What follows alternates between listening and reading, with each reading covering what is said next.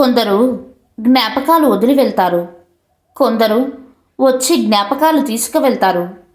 ఈ ఇద్దరు జీవితాంతం గుర్తుండిపోతారు నేస్తమా. ఇతరుల గురించి ఆలోచిస్తూ నీ సమయం వృధా చేసుకోకు.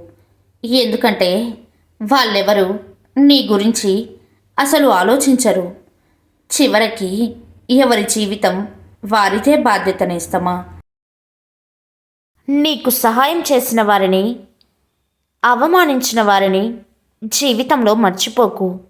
ఎందుకంటే వారిద్దరే మీ జీవితాన్ని అభివృద్ధి వైపుకు నడిపేవారు నేస్తమా. మనం చెప్పే మంచిలో కూడా చెడును వెతికే వారికి మంచి చెప్పి శత్రువు కావడం కన్నా మౌనంగా ఉండడమే ఉత్తమం మిత్రమా.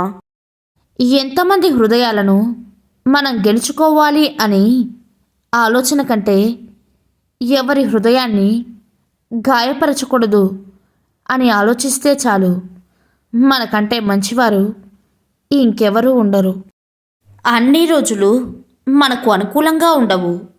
మనది కాని రోజు మౌనంగా ఉండాలి. మనదైన రోజు అన్నిటికీ సమాధానం దొరుకుతుంది నేస్తమా.